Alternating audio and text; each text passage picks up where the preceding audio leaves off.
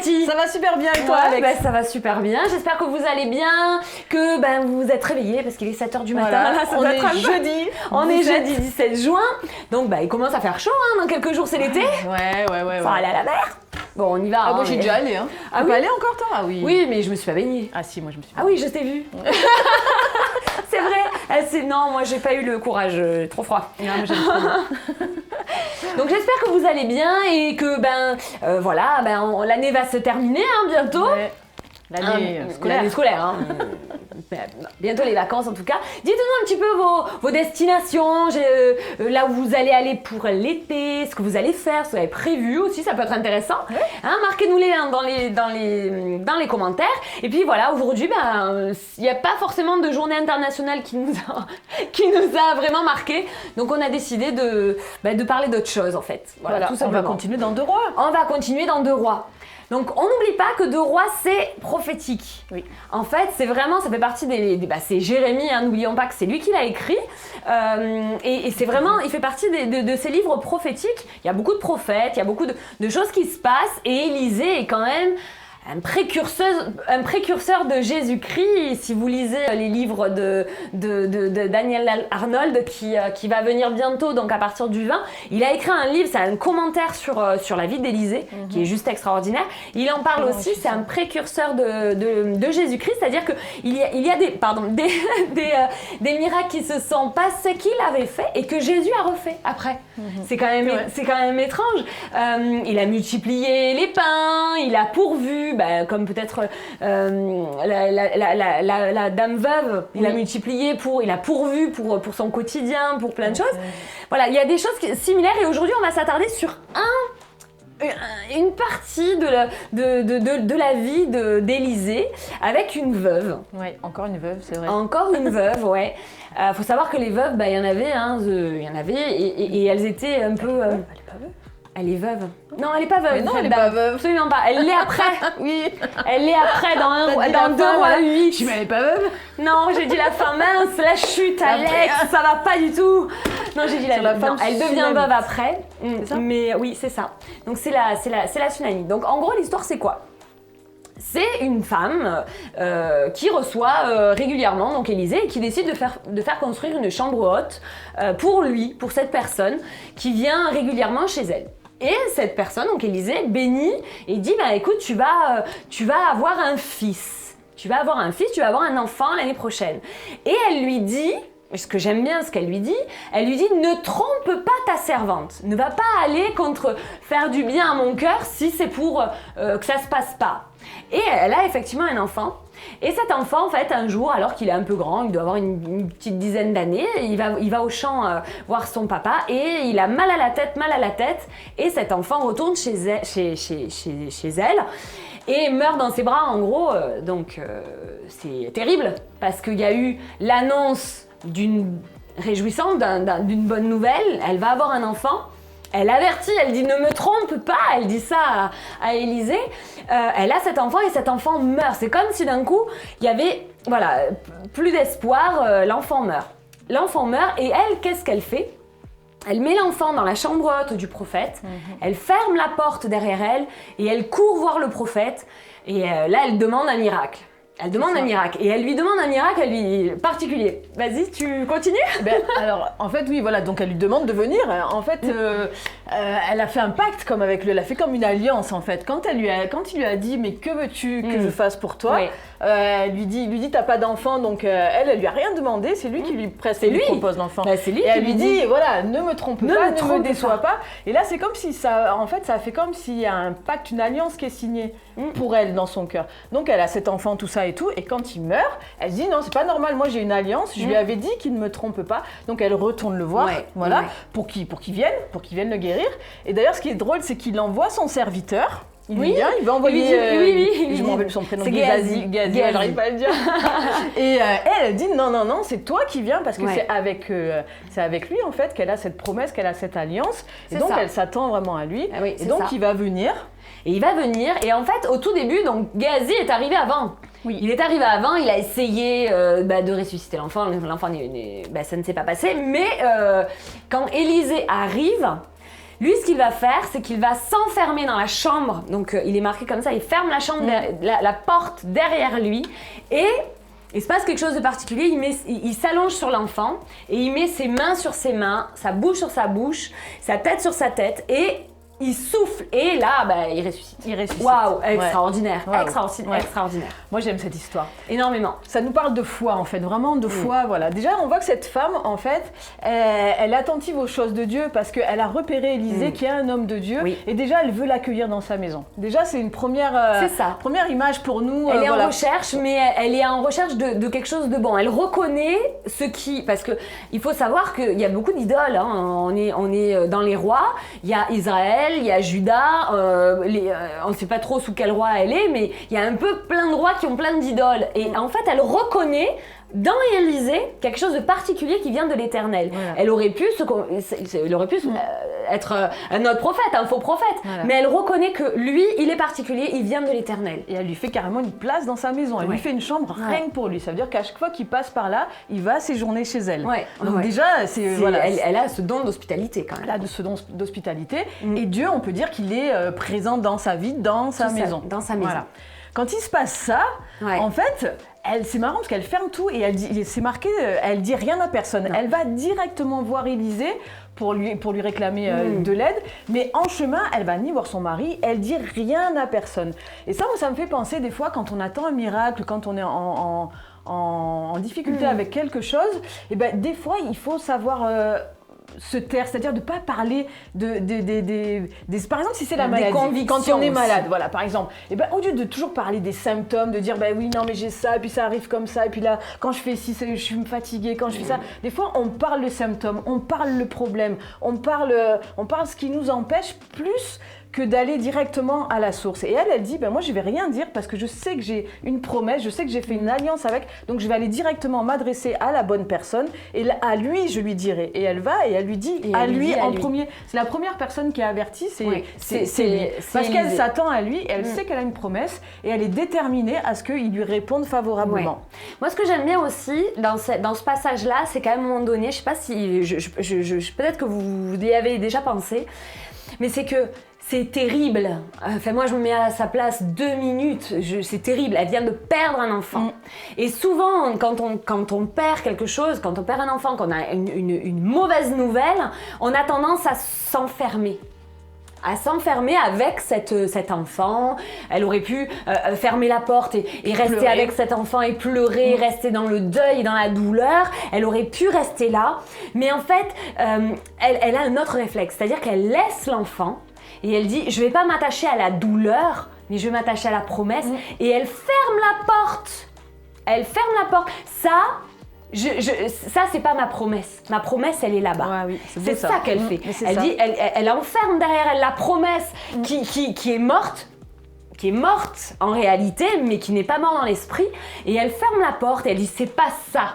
Ce n'est pas ma réalité et elle va déclarer une autre réalité en allant chercher Élisée. Voilà. Alors nous dans notre vie, même pour vous dans votre vie, on rencontre tous des situations qui sont compliquées et tout. Et dans la Bible, dans la parole, il y a plein de promesses. En fait, Dieu nous a fait plein de promesses de prendre soin de nous, au niveau de la santé, au niveau de la provision et tout. Et moi, je vous invite vraiment, quand vous avez comme ça un défi devant vous, à mettre votre foi en action par rapport à une promesse. Et quand vous avez cette promesse, vous savez qu'il y a une réponse qui est favorable, et vous vous accrochez à ça et vous êtes déterminé. Vous fermez la porte sur le problème, c'est-à-dire vous en parlez plus, vous restez pas focalisé dessus.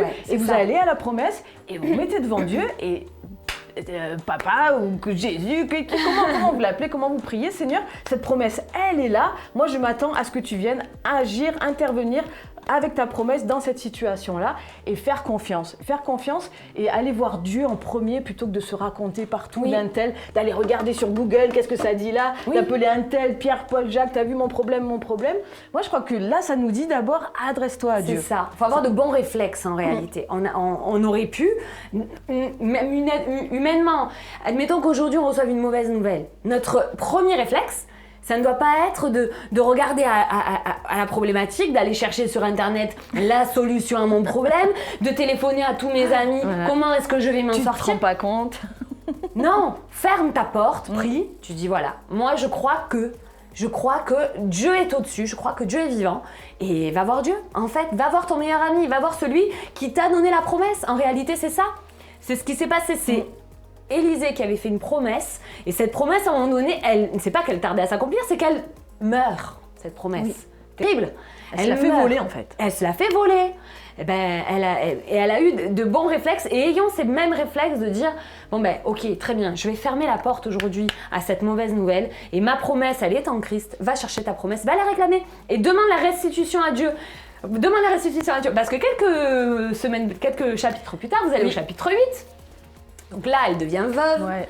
Cette dame. Elle est même partie du coup. Et en fait, la sécheresse. Et en fait, Élisée lui dit va-t'en, il y a une famine. Va-t'en, prends ta famille et pars. Va-t'en, n'importe où, mais va-t'en. Donc elle s'en va et elle va au camp des Philistins. Bon, est-ce que le bon choix, je sais pas, mais en tout cas, elle y va et elle revient. Et le jour où elle revient, en fait, c'est particulier. Elle revient 7 ans après, ouais. Elle revient 7 ans après. Et ils sont en train de parler d'elle. C'est-à-dire que le roi qui est en place est en train de parler avec Géasi, donc l'ancien serviteur d'Élysée qui a la lèpre blanche après Naaman, enfin je vous laisse découvrir, il y a plein de perles dedans. Qui est en train de lui raconter en fait les exploits d'Élysée. Et oui, et notamment ce miracle-là de la résurrection de l'enfant. Et juste cette personne rentre, elle arrive. Au bon moment. Elle arrive au bon moment, ouais, avec son fils, donc elle a tout perdu. Une femme veuve avec un fils, elle peut espérer avoir avec son fils, mais là elle a tout perdu puisque en réalité, la famine, il n'y a plus rien. Elle a perdu son mari, elle a perdu ses terres, elle a tout perdu. Et là, elle demande au roi la restitution de ses terres, de tous ses biens. Et il lui donne, non seulement il lui rend tout, mais en plus de ça, il lui donne même les intérêts. Ouais. Ça lui est accordé avec les intérêts. Donc c'est pareil pour toi. Voilà, ça prouve que quand on se confie en Dieu, en fait, quand on le met à la première place, quand on place vraiment notre foi en lui, et il va prendre soin de nous, que ce soit dans tous les domaines, que ce soit financier, que ce soit On voit que en fait, au long de sa vie, elle a placé vraiment sa confiance en Dieu, elle l'a mis en premier dans sa maison, et Dieu est fidèle. Elle passe quand même par des épreuves, parce que c'est pas parce qu'on est en Dieu qu'on n'a jamais d'épreuves, qu'on traverse rien. Des fois, on a des complications dans notre vie, mais Dieu reste fidèle. Tant qu'on regarde à Dieu, Dieu a une réponse pour nous et il nous abandonnera jamais. Amen. C'est bon ça ? Ouais, c'est bon. Il est bon, on va notre prier. Dieu. On va prier maintenant pour toi qui passe peut-être par des épreuves. Les épreuves font partie de la vie, elles nous font grandir. Mais on a un Dieu qui est plus grand que l'épreuve. On a un Dieu qui est le Dieu de la promesse. Et en fait, il ne faut pas focaliser sur la promesse de Dieu, mais regarder au Dieu de la promesse. C'est lui qui pourvoit, même si il semblerait que ta promesse, elle se soit éteinte, qu'elle soit morte. Le Seigneur peut souffler dessus, peut réchauffer le corps comme il a fait pour l'enfant. Il peut réchauffer la promesse et elle peut ressusciter en un clin d'œil. Est-ce que tu veux bien prier ? Cathy. Alors merci Père éternel parce que tu as pourvu plein de bonnes choses pour nous. En fait, tu veux notre bien et moi je te remercie pour ça parce que tu veux prendre soin de nous comme un père prend soin de ses enfants. Merci de nous guider, de nous apprendre vraiment à marcher avec foi, à avoir cette confiance en toi. Merci parce que jamais tu ne nous abandonnes, jamais tu nous délaisses. Et quelle que soit la situation qu'on traverse, et toi si tu traverses une situation qui est difficile, moi je t'invite vraiment à demander à Dieu qui vienne t'aider là où tu en es. Accroche-toi à une promesse, accroche-toi à une parole et Dieu est fidèle. Amen. Et fidèle dans sa parole. Donc Amen. Merci pour ta parole Seigneur qui nous montre qui tu es, qui nous montre ce qui nous appartient, qui nous montre comment tu veux nous aider. Et viens vraiment mettre ça dans nos cœurs pour qu'on puisse aller chercher ces paroles, ces promesses. Merci pour ton action dans nos vies, merci parce que tu nous abandonnes jamais, amen. Tu es fidèle et tu es bon. Amen, amen et amen, c'est bon.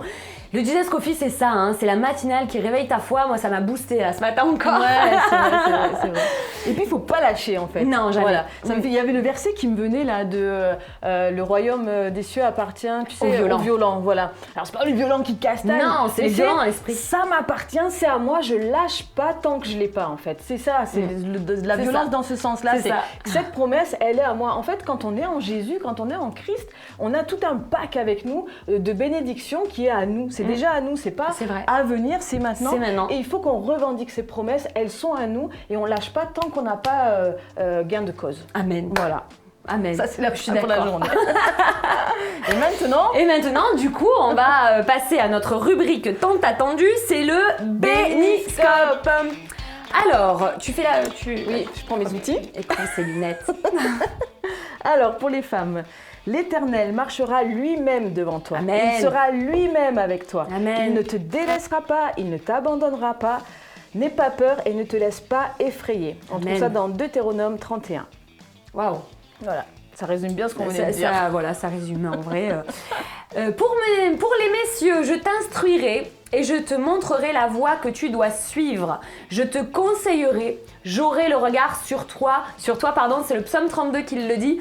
Il va être là à tes côtés. Si tu es perdu, il va t'instruire. Si tu connais pas le chemin, il est ton chemin. Si tu perds un petit peu la vie, il est ta vie. Il est avec toi et il a les regards sur toi ce matin. Pour les couples. Pour les couples. Alors, restez vigilants, tenez ferme dans la foi, soyez courageux, fortifiez-vous. Amen. Et oui, pour les couples, des fois, peut-être c'est pas toujours évident d'être en couple, parce que y a une routine, il y a tout ça et tout. Et bien, restez vigilants, faites attention, prenez soin l'un de l'autre, encouragez-vous, soutenez-vous. C'est quand même une bénédiction aussi d'être en couple parce que quand l'un est en bas, normalement l'autre l'aide à se relever. C'est vrai. Et voilà, on n'est pas là pour se tirer dessus, Non. pour voilà. Pas du tout. Mais justement pour aller plus loin, pour regarder ensemble et Dans la même direction. voilà, et s'encourager. Amen. Pour les jeunes, Ésaïe 40 dit « Mais ceux qui comptent sur l'Éternel renouvellent leur force. Ils prennent leur envol comme des jeunes aigles. Sans se lasser, ils courent. Ils marchent en avant et ne s'épuisent pas. » Ça, c'est Amen. une promesse pour nos vies. C'est une promesse. Si toi, tu es jeune ce matin, c'est une promesse. Si tu as l'impression d'être lassé, tu te dis « Mais qu'est-ce que... Oh, mon avenir, je ne sais pas trop où je vais. Et peut-être que... » Mais commence à servir Dieu. Et alors que tu marches, alors que tu comptes sur Dieu, parce qu'en réalité, c'est ça, et compte sur lui, compte sur l'Éternel, et même si tu es fatigué par la vie, par plein de choses autour de toi, par des mauvaises nouvelles, il renouvelle tes forces pendant que tu marches, pendant que tu te confies en lui, alors il renouvelle tes forces et tu vas t'envoler comme l'aigle. Amen, ouais. C'est beau. Amen. Alors du coup, célibataire. Mais moi, je regarderai vers l'Éternel, je mettrai mon espérance dans le Dieu de mon salut, mon Dieu m'exaucera. J'invite tous les célibataires à vraiment faire de Dieu votre premier amour, votre première joie, la raison, parce que des fois, on est célibataire et on se dit « Ah ben quand j'aurai retrouvé mon conjoint, ma conjointe, et ben là je serai heureux quand j'aurai ci, quand j'aurai ça. » Mais non, là Dieu en fait t'invite à le mettre lui en premier et à te réjouir en lui et il te donnera du coup, après tu auras tout le reste et tu seras prêt pour être avec quelqu'un si c'est prévu pour toi, si c'est le temps, voilà. Amen. Pour les seniors, béni soit l'homme qui se confie en l'Éternel et place sa confiance en l'Éternel. Il ressemble à un arbre planté près de l'eau et qui étend ses racines vers le cours d'eau. Il ne s'aperçoit pas de la venue de la chaleur et son feuillage reste vert. Lors d'une année de sécheresse, il ne redoute rien et il ne cesse pas de porter du fruit. Peu importe, tu es placé à côté du courant d'eau. Le courant d'eau, c'est la parole, c'est la présence de Dieu. Que tu aies vraiment tes racines profondes, alors peu importe la chaleur à l'extérieur, peu importe l'épreuve, que ce soit de la vie, la sécheresse, la famine, n'importe quoi qui peut arriver, mais si toi tu as tes racines à l'intérieur, alors tu porteras du fruit, même si c'est pas la saison. Ouais. Même si c'est pas la saison, et c'est pour les seniors, tu crois que tu es peut-être âgé, tu te dis, moi la saison elle est terminée, elle est derrière moi, maintenant je me repose. Je crois que le Seigneur est en train de te dire, je vais renouveler tes forces parce que tu as tes racines enracinées vraiment près de l'eau. Il va te donner peut-être une nouvelle saison où tu vas porter du fruit. Amen. Amen. Voilà, on a fini. Ouais. Merci encore d'avoir été fidèles. J'espère que vous allez tous bien. Marquez des commentaires si vous avez des questions, si vous avez besoin de prière, si vous avez des expériences, des témoignages de guérison ou d'intervention de Dieu dans vos vies. Alors n'hésitez pas à le partager. Surtout partagez aussi la chaîne YouTube, sur le lien YouTube, la page Facebook. Partagez au maximum parce que vous savez que ça bénit pas mal de personnes, on a très souvent des retours positifs, donc n'hésitez pas à partager, ça peut peut-être bénir une personne dans votre entourage, un ami, quelqu'un de la famille, donc partagez en masse, et on se retrouve ce soir pour Un jour un psaume. Et demain matin pour le JS Coffee à 7h. À 7h, et Source de vie de Church to Be. Salut.